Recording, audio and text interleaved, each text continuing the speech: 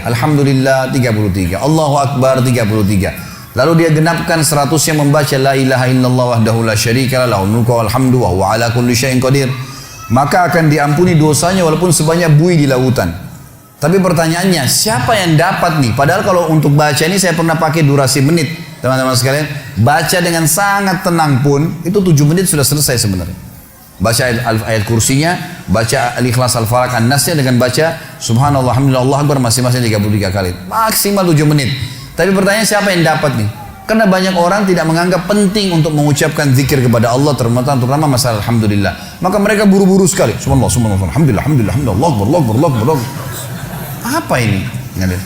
Bagaimana bisa dapat gitu kan? Bagaimana kalau seandainya Anda sedang kerja di perusahaan ingin minta dinaikkan gajinya? Bagaimana tulisannya itu, permohonannya kepada yang terhormat pimpinan perusahaan, dirut ya di tempat saya telah mengabdi selama 10 tahun, disebutkanlah kebaikan-kebaikannya, perusahaan ini juga baik, saya berharap bisa dinaikin 1 tingkat jabatan saja atau dinaikin gaji saya sekian persen. Atas kerana kami ucapkan terima kasih, taruh di ruangan dirutnya. Kira-kira berani nggak pegawai ini ketuk-ketuk, mana tadi kemarin tuh yang saya sudah ajukan, gitu kan? Nggak bisa nunggu sebulan belum datang, sabar. Kenapa? Kalau doa rewel gitu. Mesti sabar kepada Allah Subhanahu Wa Taala. Allah tahu kebutuhan kita kok. Allah tahu kebutuhan hamba-hambanya.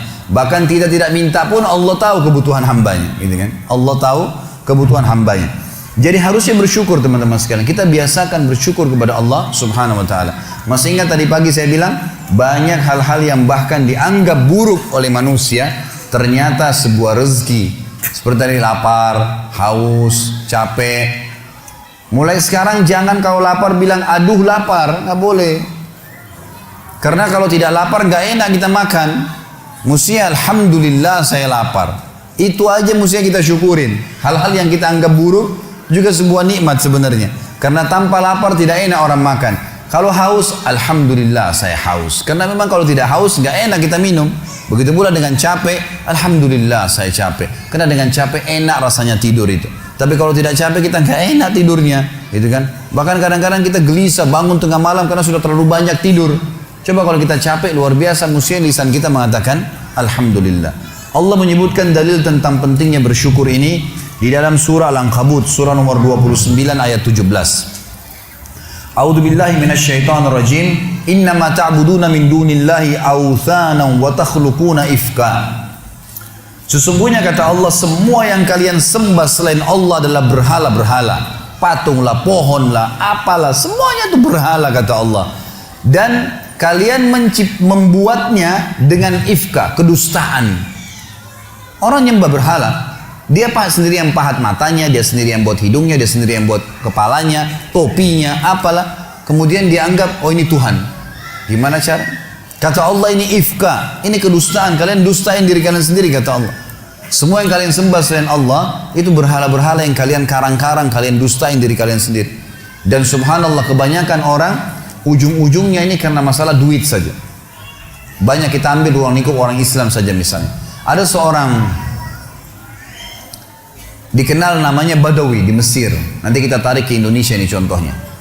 Badawi ini di Mesir sebenarnya dulunya bukan seorang alim ulama, orang biasa, tapi dikenal di masyarakat. Waktu dia meninggal, karena dia sering baik sama masyarakat, ada satu masyarakat wakafin tanah di kebunnya, ini buat kuburannya si Badawi. Berjalan waktu, ahli waris pemilik kebun menjual tanah-tanah mereka, akhirnya sampai membuat kuburan tersebut berada di pinggir jalan. Lewatlah 2 orang yang fasik. Fasik ini muslim lebih banyak dosanya, nggak memikirkan masalah, nggak takut dengan akhirat, nggak takut dengan dosa-dosanya, nggak pernah berpikir masalah neraka. Maka lewat, ban mobilnya pecah pas dekat di seberang kuburan itu, seberang jalan. Yang satu lagi perbaikin ban, yang satu ini melihat ke arah kuburan itu. Ternyata dalam hitungan 5 menit saja, itu ada 10 orang lewat. Dari 10 orang ini 8 orang memberikan salam ke kuburan itu. Salam, seorang muslim berikan salam ke kuburan, sunnah Nabi. Gitu.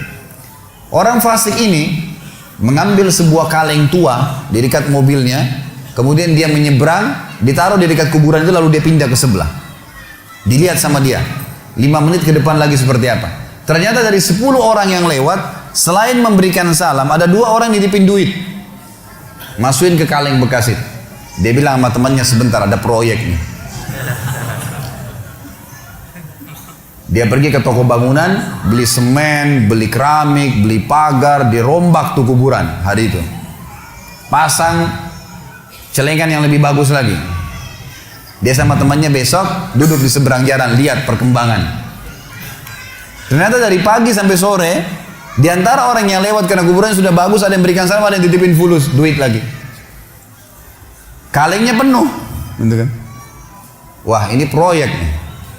Beli tanah di sekitarnya, bebasin tanah itu, bangunin masjid.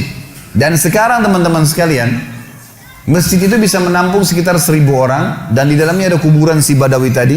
Setiap hari orang berbuat kemusyrikan, minta-minta sama kuburan tersebut, berharap bisa diberikan keselamatan lah, kalau menikah bisa berkah lah, minta sama kuburannya si syekh ini, dan diistilahkan dengan Syekh Badawi. Ini bukan syekh, bukan seorang alim dulu. Sedangkan orang alim aja nggak boleh, apalagi bukan orang alim. Sampai Imam Nawawi rahimahullah. Ini teman-teman, maaf, di Indonesia yang masih banyak melakukan hal-hal seperti ini. Imam Nawawi ini salah satu tokoh madhab Syafi'iyah. Beliau mengatakan, saya heran pada orang-orang yang minta-minta pada kuburan, walaupun itu adalah orang alim. Sementara di dalam kuburan adalah manusia seperti dia, sama, yang sudah jadi tulang belulang. Nabi Muhammad SAW saja kita masih kirimin salawat untuk beliau. Apa itu salawat? Tambahan rahmat dari Allah SWT. Nabi yang sudah diampuni dosanya. Para sahabat orang soleh kita masih mengatakan radhiyallahu anhum, kita doain. Bagaimana kita tidak mendoakan orang-orang lain? Sesoleh apapun mereka kita harus doain. Itu sunnah Nabi SAW gitu kan. Subhanallah, saya pernah mendatangi sebuah kota di Indonesia ini. Ada satu masjid tua sekali. Saya sholat di situ dan ini bekas peninggalan kerajaan. Begitu saya keluar dari masjid itu, ada satu ruangan rupanya di sebelah kiri masjid, kecil sekali, mungkin cuma bisa nampung 5-6 orang di dalam, dan ada orang duduk di atas tembok dekat pintunya. Lalu kemudian ditutup pintu tersebut, dia sambil nunggu. Saya lewat terus saya tanya teman saya, ini tempat apa ini? Dia bilang ini dalamnya kuburan. Terus untuk apa orang itu duduk di atas pintu? Dia bilang itu penjaga pintunya. Terus apa yang dilakukan? Dibukain pintu sama dia, sebentar, nanti antum lihat ada 5 orang yang keluar, di dalam sudah minta-minta kepada kuburan tersebut, nanti gantian lagi 5 orang lagi masuk antri. Begitu terus, gitu kan. Dan akhirnya penjaga kuburan diberikan duit oleh dia. Subhanallah, saya bilang subhanallah, maha suci Allah. Di mana mereka dari sabda Nabi SAW kepada Abdullah bin Abbas, wahai anak kecil, kalau kau minta tolong hanya minta tolong kepada Allah. Di mana mereka dari perkataan Imam Nawawi tadi, kalau mestinya mereka mengirimkan doa untuk orang mati, bukan malah mereka minta-minta kepada mereka. Ada ajaran agama kita jelas, tapi seperti itulah, subhanallah. Dan ujung-ujungnya di belakangnya ternyata pengumpulan dana lagi, gitu kan. Ini banyak orang yang tidak sadar dan membiarkan manusia terjerumus hanya karena ingin mendapatkan rezeki yang dasarnya sebenarnya sudah ada sumbernya, tadi sudah saya jelaskan. Kata Allah Subhanahu wa taala, teman-teman sekalian, innama ta'buduna min dunillahi awthanan wa takhluquna ifka. Semua yang kalian seru selain Allah, maka itu awthan, berhala-berhala, dan kalian membuatnya itu ifka dengan kedustaan. Innal ladzina ta'buduna min dunillah, semua yang kalian sembah selain Allah, kalian seru minta tolong apapun sama mereka, la yamlikuna lakum rizqa. Mereka tidak memiliki rezeki untuk kalian. Fabtagu indallahi rizq. Hanya mintalah kepada Allah satu-satunya rezeki itu. Wa'buduhu, dan patuhlah padanya. Yang dia perintahkan kerjakan, yang dia larang tinggalkan. Yang halal nikmatin, yang haram tinggalkan. Washkuru lahu, ini saksi bahasan kita. Dan syukuri, alhamdulillah, alhamdulillah. Ilaihi turja'un, kalian akan dikembalikan kepadanya nanti. Dalil yang kedua masalah syukur.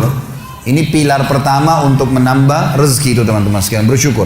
Surah Saba, surah nomor 34 ayat 15. Allah Subhanahu wa taala berfirman, a'udzubillahi minasyaitonir rajim, laqad kana li sab'in fi maskanihim ayah.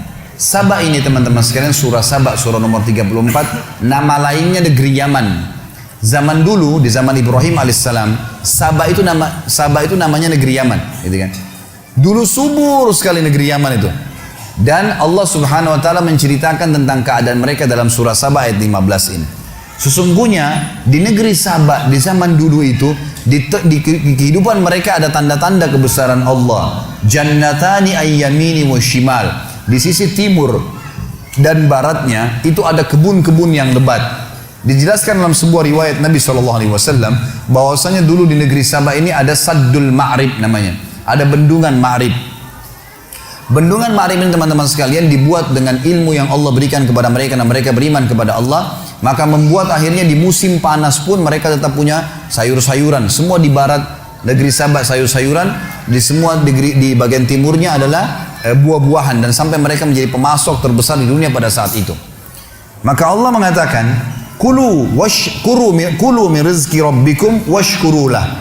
Kata kuncinya, makanlah, nikmatilah itu semua, tapi syukuri, bersyukur kepada Allah. Kata Allah, kalau kalian bersyukur, baldatun tayyibah, negeri kalian pasti akan jadi baik, wa rabbun ghafur, dan kalian akan menemukan Tuhan kalian adalah zat yang maha pengampun.